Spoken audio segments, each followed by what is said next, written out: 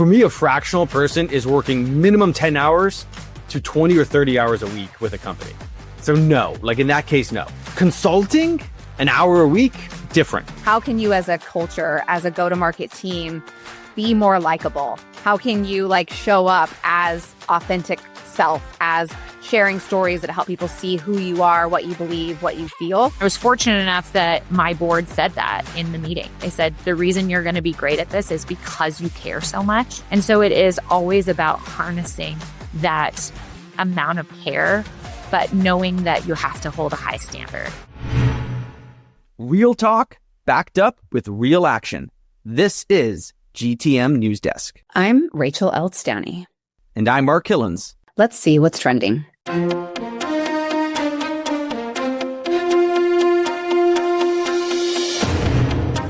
Welcome to another episode of GTM News Desk. Rachel has the giggles. My name is Mark Killens. Hope you're doing well. What's going on, Rachel? I'm excited to be here, and I do have the giggles, and I don't know why. Maybe I had some giggle juice this morning.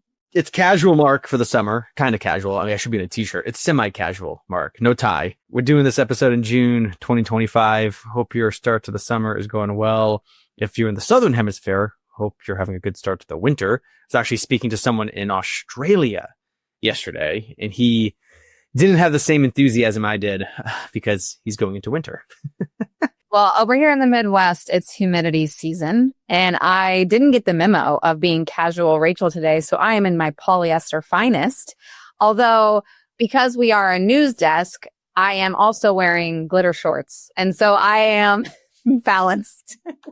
Professional above, a party down below. That's right.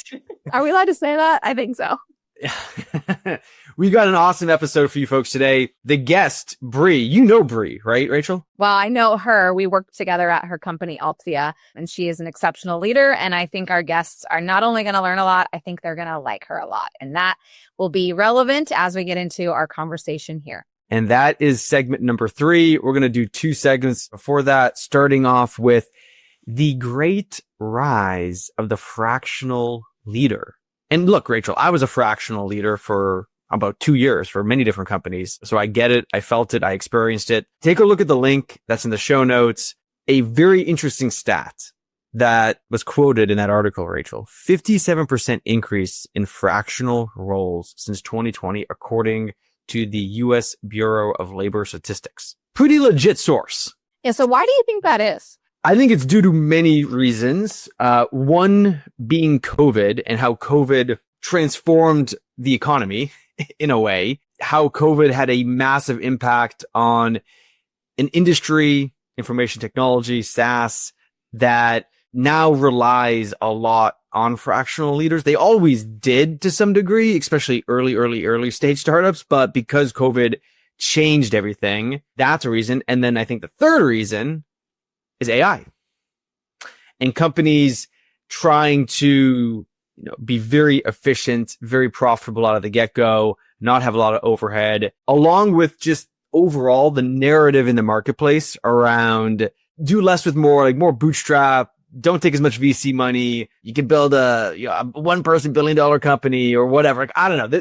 There's some noise too. I think that's right. I think, when I think about the trends that we experience working with our clients, and I actually would be curious, I know that's not our focus of our conversation, segment 3 with Brie, but she does work with a lot of private equity firms. And we work with a couple of private equity firms on our side here at Share Your Genius. And one of the things that we've heard them really talk to us about when they're creating content and talking about their portfolio and things like that is they are emphasizing companies that have sustainable growth. And so when we think about it from the context of like, how do we grow a company that is not just top line revenue, but also has like a healthy, business. Profitability is obviously a big piece of that.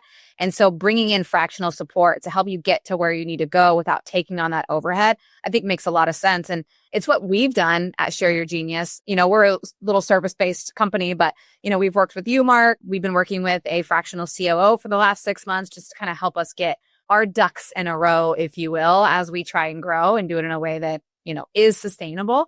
So I can totally see why it's on the rise. And I think the point of AI is really interesting because that wasn't even what I was thinking about when you talked about this as our topic. The big scary elephant in the room is like, is AI replacing our job. Is that where you see the tension coming in here with the fractional support, or no? I mean, AI will replace our jobs and make us, create new jobs. That's basically the cycle of, industrial economies. If you look back right through history, it's going to help make all of us much more productive. A quick aside, I think there's a whole shift that's going to happen for the marketing profession, where marketers shouldn't be thinking of themselves as marketers, but as go-to marketers that are more strategic, that are more generalized, that have a broader, range of skill sets, that can do a lot more thanks to AI and not be as specialized and be more, like I said, strategic and understand how they're impacting the revenue side of the business in a much more direct way, like very direct way. But going back to like the fractional piece, this article kind of outlines 3 things. I mean, access without overhead. You brought that up for your business. I've seen it in a ton of businesses. You get great expertise and access to great people with a lot of experience and insights without a lot of cost. So the flexibility and the optionality you have when you think about how you grow your business from like a full-time versus part-time standpoint is very important. At Easy Llama, that's how I'm designing my team. Over half my team is technically fractional or part-time or consultants or contractors. I just call them part-time employees. They're just basically not full-time people. And they give us such great access to a variety of things that a full-time person might be able to do. But at the same time, I don't know. Like, it's kind of like this trend of like remote work, right? Like in office to hybrid to remote work. And now it's kind of like equaling itself back out. But, the same thing to be said with fractional. Like, don't just hire in one location and don't just hire full-time people, hire part-time people too. The other thing this article brings up is strategic agility. Makes a total amount of sense, right? Like you said, you might need a COO for 6 months. You might need a CFO for like 6 months, but then you don't need that person as much as you do. So you either scale them back or bring in just a director of finance that's fractional, or a full-time person that's just more of a manager that can work with the CFO who's fractional. So it was like that type of piece. And then the cultural transformation that can happen as well. Like, I am treating my fractional folks, my part-time folks, as being part of the team. We do a monthly team meeting. I don't want to do every week because I feel that's a little bit heavy-handed. We do have, a weekly team meeting with the full-time folks, I should say. But the part-time and full-time folks come together monthly. They're in all of the Slack channels. They're very embedded into the team. They love it. They've told me they love it. And like my full-time folks and everyone else on the team loves it as well. So I think you have to be very thoughtful about how you design your team and how you create this culture with your part-time folks. Don't think you could just bring in someone fractionally and like, hey, they're good to go. Like, they're autonomous. Like, that's not the right approach. I think you want to integrate them and bring them into a team so they're united. And from an executive standpoint, I'd love to get Brie's take on this because that to me matters the most. If you have a fractional executive that's kind of off doing their own thing, that could probably in some ways cause more pain, Rachel. I think that's the point that I was honing in on too as you were speaking, that what stood out to me is just this idea of like, when is the right time to bring in fractional support? And I think the time is when you're clear as a leader and a leadership team of like what your gaps are, but like missionally where you all are going. Because if you bring in an outside partner to help you do X, Y, Z, but you're not clear on where you're going or why, then they're going to create a ton of structure or blah, blah, blah that you might throw out the window in 6 months. And so I think that that's something also to be cognizant of when you're thinking about fractional support. And I think the other thing, and we won't talk about it today, but I think the other scary elephant in the room when we think about this is like, when you think about an employer who has like a strong, talented team currently, and it's like, what if they are being a fractional person outside of their 9 to 5? Should a business care? Because I know that that's a topic that people really talk about. I think no, but I'm curious, like, if there's some play in that of like people being both fractional employees at other companies while still being full-time somewhere else. Depends on how you define fractional. Like for me, a fractional person is working minimum 10 hours to 20 or 30 hours a week with a company. So no, like in that case, no. Yeah. Consulting, an hour a week. That's different. Different. That's my, yeah. Honestly though, to that point, I wouldn't want to hire somebody as a fractional X, whatever it is, if their full-time job wasn't being a fractional person. Exactly. You know what I mean? Exactly. No, it's a great point. A lot of things to consider, like be very specific with what you want this person to do. Don't be too broad. Yeah, I'd love to hear your thoughts, folks listening on LinkedIn. If you have any about this, tag Rachel or I. But let's get to segment number 2. Segment number 2. Nobody in B2B wants this. And of course, we're still talking about AI because it is the thing that all of us are still talking about. And I think we will be, honestly, forever. And so No. You don't think so? No. What? Why? Forever? You think forever? That's a strong statement, Rachel. Forever. It is summer. We have to do a Sandlot reference. Forever. Yes. I thought we'd be talking about SEO forever. We won't be in 5 years, though. Okay. Okay. Well, here's the thing that marketers do that drive me nuts is that they rebrand something as something different, even though it's the same thing. They just named it something else. So I think we will always be talking about AI, but we're probably going to call it something totally different in 15 years. Can I say that? Yeah, that's fine. That's fine. We are calling it geo now, but I would argue geo is different than SEO. I don't know. That should be an episode. That should be an episode. It's evolution, which is all marketing is all of us rebranding the same thing over and over again and calling it something else. But I digress. So here's my thing with AI. I think AI is going to replace our IQ. And so if you want to stay relevant, you better get good at soft skills and increase your EQ.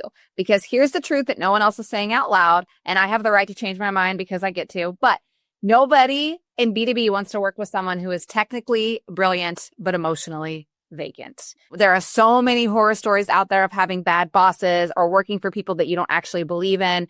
And because of the surge of AI, with AI closing that gap on knowledge work, it really comes down to being irreplaceable. To me, comes back down to not what you know necessarily, but how you make others feel. So likability is going to be a key indicator of success for a company and a leader. What say you, Mark? Yeah, I mean, that one's not too controversial. I don't think that's too, I mean, I agree. I think your taste making and craft making is going to be so important now too. Like the ability to come up with an original thought, point of view, giving the context the AI needs and crafting it so that other person that hopefully a bit better than the AI knows, but who knows, I think that chasm will be crossed probably, can make that person, like you said, feel something, Rachel. Well, and I think that, we're seeing it when we talk about what's going on in B2B marketing and sales and go to market. You're seeing a lot of the key thought leaders in our shared space talking about build trust, build trust, build trust.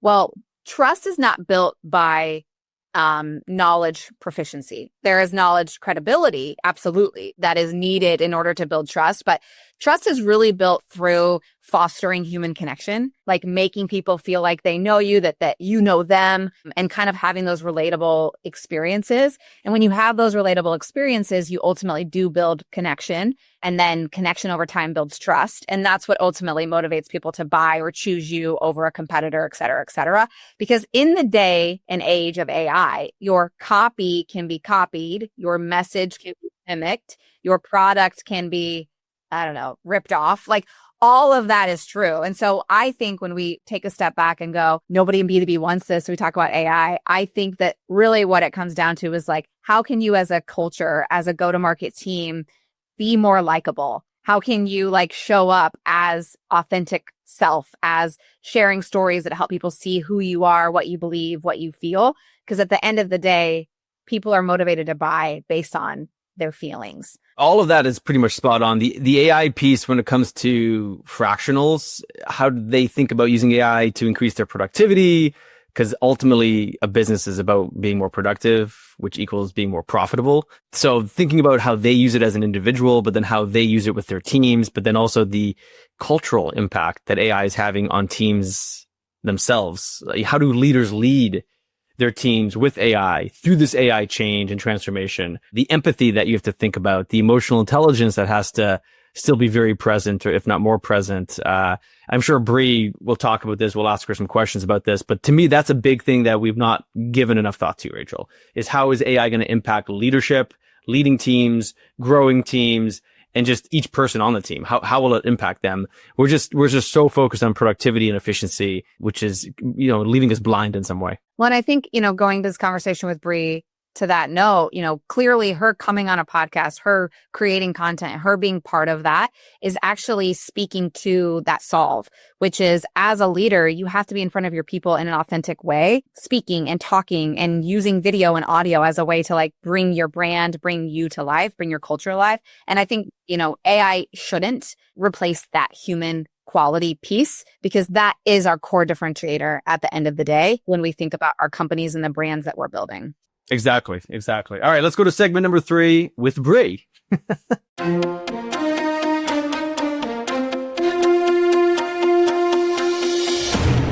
Hey folks, welcome to segment 3. Rachel, decided to bail on the last minute or at the last minute. She had a good excuse. Her kid had a small injury that she had to take care of. So wishing them the best. But this is the second time now, Brie, that she has not joined me for the interview, which is kind of disappointing. So I'm going to continue to give her some crap for that. But how are you today? I'll try not to take it personally, but I get it. I get kid dynamics and the last minute emergency run to the doctor. So no problem. But we are good today. We are in Colorado here and it's beautiful. So life is good. Nice, Colorado. I'm in Maine today. So two very beautiful states. Yeah. You can't go wrong. Acadia is like one of my favorite places in the country. Yes, we're about 2.5 hours south of it on the coast. So let's talk about leadership and creating a united team. It could be an executive team. It could be your team at home, your family. How do you create a united team? I mean, you have a lot of experience. You're CEO. You've done, I looked at your LinkedIn profile. It's very impressive, like the amount of leadership experience you've had. So I guess first, just give everyone some context to who you are and your background. So as I mentioned, I grew up in Indiana. I grew up with an entrepreneurial father, which I had the benefit of watching him operate and grow different types of businesses. And so I knew I wanted to do something in the business world, but had no idea what. He operates an HVAC company, and he was pretty clear that that likely wouldn't be in my future for me. So I needed to pave my own path. That was probably one of the biggest learning experiences in my life when you graduate from college and you think, I'll definitely have a job, no problem. But I graduated in 2009 during the financial crisis, and my dad basically said, no go, like you better go pave your own path. Maybe I'll hire you down the line, but not right now. So put my big girl pants on and looked around for job opportunities and ended up finding a customer support job at a software company in Denver, Colorado. So packed up my bags, moved to Denver, worked the 6 a.m. shift answering, customer support calls with my headset on. But more importantly, what I didn't appreciate and realize at that point is that it was a startup company and I didn't put any stock in what that would mean for me. And so very quickly realized that you don't have to be a founder of a company to have an entrepreneurial spirit. And I very quickly was wanting to learn all the different departments in the organization and understand how do they contribute to the broader picture of this business and helping it grow and the interdependencies within a business. And so ended up wearing different hats.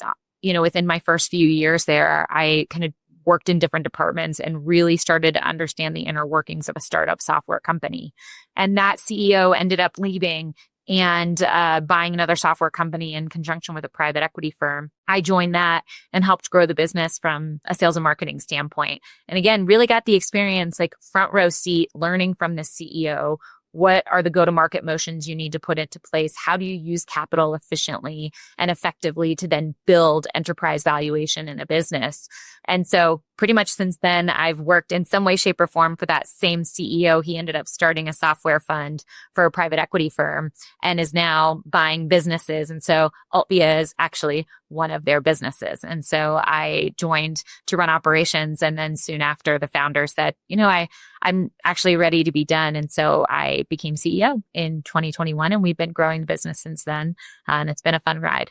That's amazing. Congratulations. You and I then have something in common. We both entered the workforce at the Great Recession. It's 2008 for me. I was like, oh my God, I got lucky. I found a small bootstrap startup, kind of similar to you, it sounds like, and was able to stumble upon HubSpot, and the rest is history on that one. But, there was a tough time. And just think about the entrepreneurial mindset and spirit. That is one characteristic I look for in hires. If there was like a company at the sustain or like survive stage, little bit different, but if you're a startup or a scale up, you need people with entrepreneurial mindsets. And that's a character trait, in my opinion. You definitely do not need to start a business, but you need to have the underlying intrinsic motivations, like your kind of mindset, like I was saying, around being an entrepreneur and taking ownership and accountability and figuring it out and like being okay to just keep trying and trying until something happens and it works the right way. I totally agree. I mean, the number one thing that I oftentimes talk about in, our company-wide meetings is I want people that are scrappy. I told this story about, scrappy and raising their hand. I told this story about my daughter, and she's on a volleyball team, and it came down to basically like the last few points, and she's on the sideline, like raising her hand, begging the coach to put her in. And those are the people I'm looking for. Like, I want the people that are like, all right, put me in, coach. I'm ready. Like, I'm ready to be the one in the spotlight, or it doesn't have to be in the spotlight, but I'm ready to do this for the team. And those are the people I'm constantly trying to find. And I'm still involved, as many CEOs you hear and probably talk to. You get involved in every interview process because you know how pivotal from top to bottom having that mindset is, especially, and again, a startup, when every headcount, every dollar you're spending counts. And so you need the people that are willing to say, okay, this might not exist today, so I'm going to go out and create it. It might not be perfect, or I'm going to go try this. And I'm also ready and willing to pivot. I always tell my team, they get frustrated sometimes. Okay, we're changing this now. We tried this pricing model. We're going to go back to the old one, or whatever it might be. And I'm like, if you guys want a predictable job that every day you wake up and it's exactly what you'd expect, then you need to go work for a different type of organization. And so it's a personality, and it's inside of you.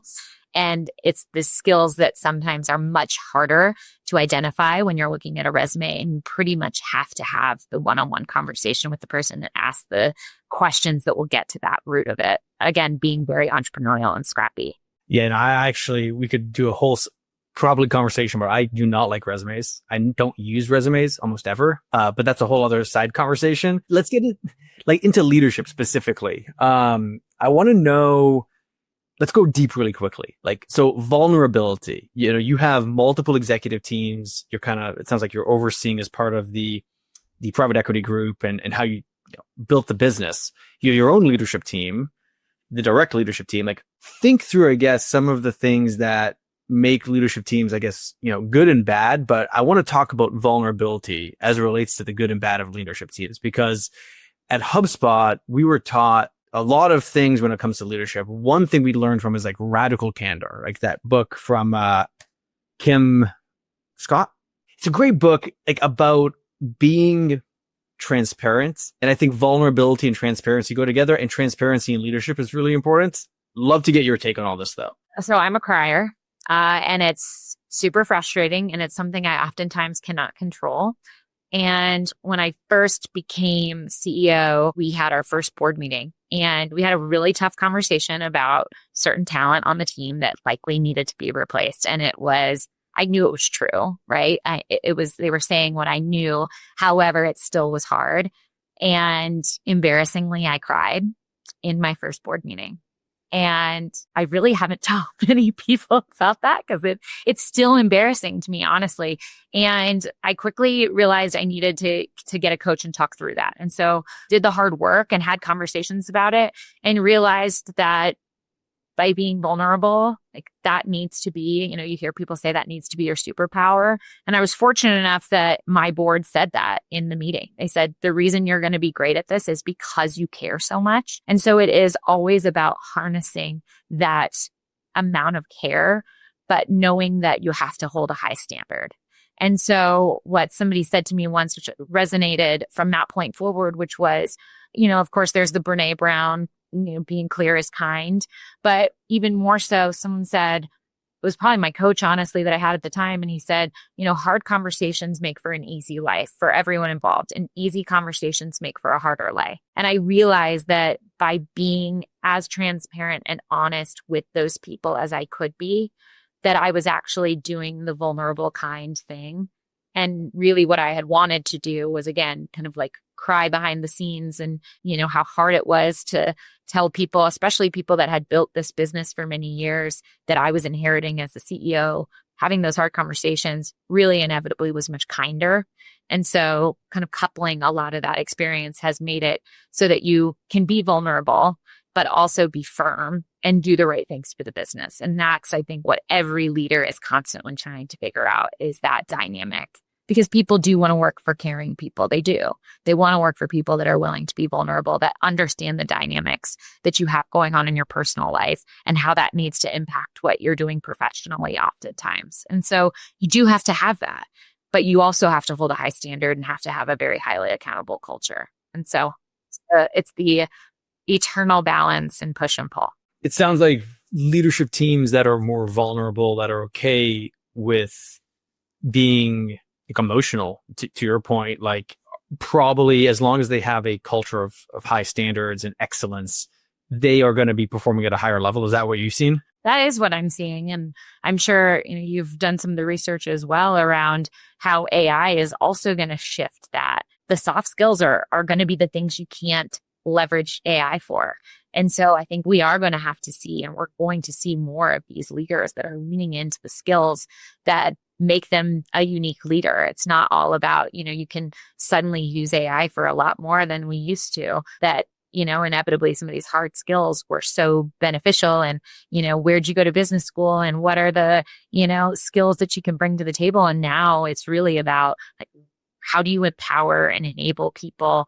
And it was, I was listening to a news segment about AI, and it's like, it's not about having the answers to the questions, it's knowing the questions to ask.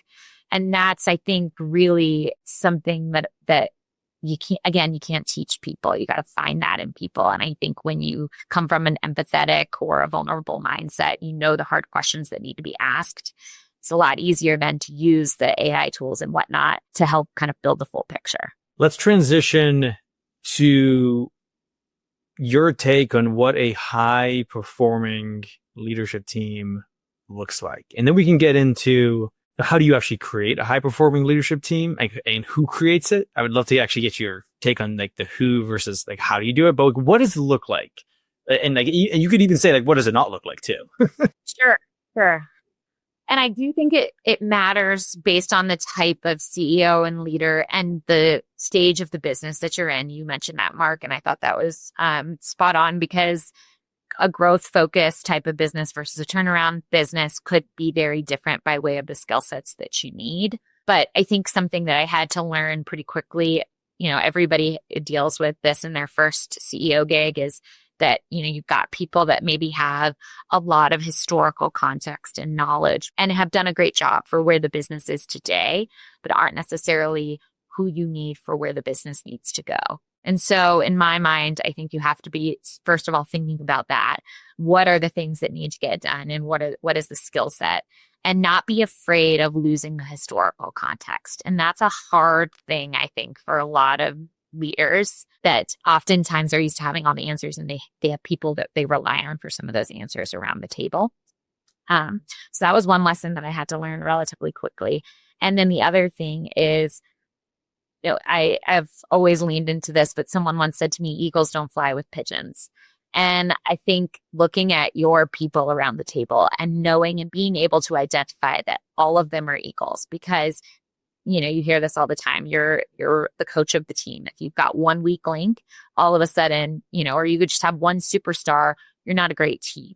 Like everybody's got to be weighing in, and everyone has to be confident that the people around the table are also eagles in their respective, areas of expertise, and that they're bringing their best efforts to the table as well. And as soon as you start to see that somebody might be slipping, you got to be transparent and honest. And that's the other thing, that I think is an important factor, is a lot of times I had, leaders coming to me and complaining about somebody else on the team. And the sooner that you can identify that and say, that's not for this meeting, that's for our leadership team meeting. And if you call people on the carpet and have that type of culture, you're going to have finger pointing, and you're going to have, again, people that if you don't feel like everybody around the table is carrying their weight, you're not going to build a highly accountable, transparent team, because they're not having the hard conversations with each other. Who should facilitate those hard conversations? I was curious, like double click on that for a second. Or how should they come about? We've used a couple different tools to try to help bring these types of things out. I think, one being the stop, start, continue is an easy one that oftentimes can kind of cushion too much conflict is probably the wrong word, because you do want healthy conflict, but it's kind of a structured way of having the conversations that need to be had out loud. And that's helped us oftentimes be able to bring about some of the issues that people might be feeling or having. We've used a couple other different tools that I'm sure you're familiar with, but I think it has to be, it has to come from the top. Like, I have to be the one that's identifying things and being very clear and modeling tough conversations and doing it again in a clear but compassionate way, right? Nobody likes to be told. Everyone wants to do their best. And I always will come from the mentality of that, no matter what. And I think when you do, that kind of disarms people. I think, as Brene Brown would say, it's like, let your armor down. I think is oftentimes how she puts it. And it's very true. The more I can show and model tough conversations, the more they'll be able to do that with each other. But sometimes you have to, I think the saying is like, lead the horse to water or something like that. But you might have to build a framework to help them get vulnerable. And you've got to do it within the leadership teams where everyone's working together and having the conversation together. Yeah, that's a good point. I think a framework goes a long way in helping people feel comfortable and also kind of expecting that to come about. So let's talk a bit about, like, how do you build these high performing leadership teams and who builds them? You can start with the who or the how, doesn't matter. Obviously it depends on the dynamic of your organization. We are PE backed. And so that is beneficial. There are pros and cons, and it depends on, your PE backer and how many years of experience you have. I'm a new CEO, as I mentioned. So it is helpful for me to have a PE firm that, number one, I can tap into for talent that they've had before in other portfolio companies that have seen it many times versus me as a first timer. And admitting that, like, I know that I need people around the table that can support me where I might have blind spots or I might be weaker. I know where my strengths are. And so I'm willing to think about where my strengths are. Maybe I can hire an up and comer or somebody that, again, is more of that entrepreneurial spirit that's scrappy, but hasn't necessarily seen it or held the highest seat in that role before. But they're, I was, number two, and now I'm ready to be number one, where something, I was joke around about, like, don't ask me any numbers because finance is not my specialty. Something like a CFO and the financial prowess, like, I know I need somebody that is really strong there that's seen it multiple times. So you do have to be thoughtful in crafting a leadership team based on where your skill sets lie. And then also thinking about, again, if you can tap into people within your network that you've used before. We all know recruiters are going to be expensive and costly, but oftentimes they can help you find the right talent. So again, you've got to think about, where do you strategically use those recruiters for those types of roles that are really pivotal for the business? And then again, if you can tap into your private equity partners or VC partners, whoever it is, that have seen it before, your network in general, include them in the interview process as well. I think it's always important to have a committee of people because, again, if it were up to me, I'd hire all the scrappy entrepreneurial people, but I have to remember that that's not necessarily, you can't have everybody, with the same mentality and the same personality on the team or on the team. You do need to have different dynamics. So that's been really helpful to have that other layer of review and perspectives when you're going through building the leadership team. And it takes time, and you have to also be willing to admit when you got to hire wrong and do it quickly. Somebody on our board always says, when there's doubt, there's no doubt. And I think that's really true. Like, I think you can quickly tell if someone's not going to work and you try to make it work, and inevitably it still ends up happening that, they exit and they're not a part of a team anymore. And so I think the sooner you could just be honest and say, this is not the right hiring decision. There are plenty of other people out there. I need to go find the right person for this role. Great points. Before we get to the exclusive content for Tech Insider members, because you're going to share some secrets of yours, I want to ask a question about, is the CEO, are you responsible for how the leadership team works together or not? It's a good question. It would be easy for me to say no because I don't want to be all the time. I think there is a lot of responsibility on the CEO to make the team work. I think of it, I remember somebody saying to me, like, they just asked the question flat out, who's your team at Altvia? Who's your team? And I'm like, oh, the leadership team. And they said, no, wrong. That's not your team. Like, they are not necessarily considered your peers. You need to be the coach of that team, and you need to enable and empower them to be the best that they can be. And you don't have to be participating in the same way. You've got golf coaches that maybe aren't the best golfers, but they know how to coach. And that, I think, is really helpful, has been a helpful tool for me. I've never coded, but that doesn't mean that I can't ask the CTO really impactful questions that can help bring out the best version of them and how they can collaborate and work better with their teammates. And that, I do think, is the CEO's job. I think it's one of their most important jobs, but it's a very hard job because you're dealing with a lot of different personality types in the business, and you're trying to bring out again and empower them while also helping them collaborate with their teammates. And so I think that's an important distinction around, as easy as it might think to be, I'm part of this team and they are your team. You also have to remember that they don't talk to you like you're a teammate. They talk to you like you're the coach, that you can make the decisions and you can make the calls to move them off the team. And so you need to treat them that way as well. Yeah. That's a good perspective. The CEO needs two teams, 100%. They need the leadership team, and they need a team that supports them. That's not the leadership team. Yeah. Which is hard. It's hard to find if you're not a part of, some form of network. And it's also so frustrating, when there's something going on in the business and trying to get the context to the other people that, you might be wanting to talk to about it. Like, they don't have that context. And so your separate team is hard to find and identify. Okay, Brie. So we just talked about how to think about leadership. I would say how to think about cultivating a high performing team, how to think about the CEO's job in cultivating that team, and then the teams that the CEO should ultimately try to lead or be part of. I want to talk to you now in the exclusive content about situational leadership. Let's dig into that a little bit. Some of your secrets to leading leadership teams. Because how many teams, just really quickly, how many teams does your business, I don't want to call it a holding company or the private equity firm, like how many teams does it support? Like businesses does it support? So our private equity firm has a number of different companies. My specific company has 5 teams that are rolling up to me. Okay. So we're going to dig into some of those 5 teams and see like I'm sure you've already done this, like rank them like and on different dimensions. That would be interesting. But yeah, let's get to the exclusive content. Before I do that though, what is your favorite cheese? That's a good question, Mark. I appreciate that. The ongoing joke is that I get to say cheesy jokes since my name is Brie.